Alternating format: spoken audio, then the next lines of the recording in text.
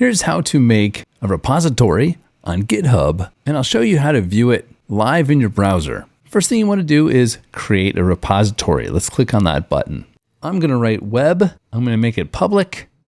And make sure that you add a README file. We can delete this later, but we have to have a file when we create the repository. Click on the button, Create Repository. And when we go to Code in the navigation, we'll see our files right here. Our README file is right here. The next thing I want to do is add files. Click on Add Files and then click on Upload Files. Now, inside of the repository, we can add multiple folders, or what they call repositories, and have multiple websites if we wanted to. I have a really simple index page for Star Wars with a JPEG, and the index page is very simple. I'm going to drag the Star Wars folder and drop it here. I'm going to close this, and then once you're done uploading the files, click Commit Changes. If you're working with a team, you want to write in the changes you made.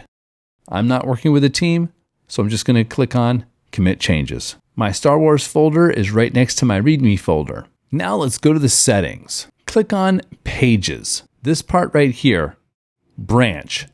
GitHub Pages is currently disabled.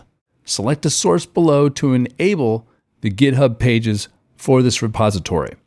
So click the drop down where it says None and click on Main, and then press Save. Wait a couple minutes to refresh the page.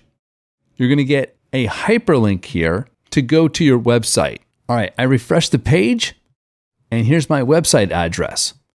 It's going to be your username.github.io/ whatever you call the repository. Let's click on it to view it. All right, it says web right here. That is, if you go to the code, that's the README file. If you click on the README file, you'll see that it says web. And that's exactly what that is right there. Now we want to see the Star Wars website. So you'll have to click inside the URL and write Star Wars and then press return.